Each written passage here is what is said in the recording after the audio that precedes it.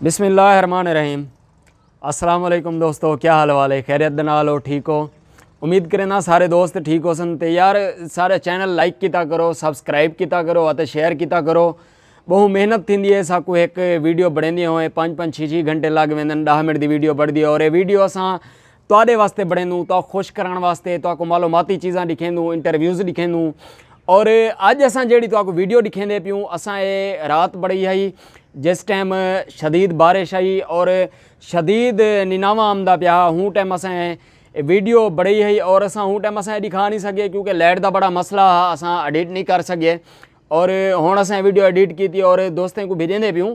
और दोस्तों मैं को नहीं पी समझ आमदी मैं को रहमत की बारिश आखां या जहमत की बारिश आखां, लेकिन ई शायद मेरे को लाजमन पता है जो जेड़े सारे किसान लोग हैं जिन्हें को नुकसान दे ज़्यादा खदशात हैं, वो अलहमदुलिल्लाह फसलां कटीज गन, दाने गहीज गन और दाने अपने घरें में भी पहुँच गए अलहमदुलिल्लाह। हूँ दे बाद बारिश का सिलसिला शुरू थे और ये फैसला तुसां करे सो जो रहमत की बारिश है या जहमत की बारिश है। तो ये वीडियो को शेयर करे सो, लाइक करे सो, आते चैनल को सब्सक्राइब करे सो। तो और देख दूँ वीडियो तुसां देख सो तो फैसला करे सो।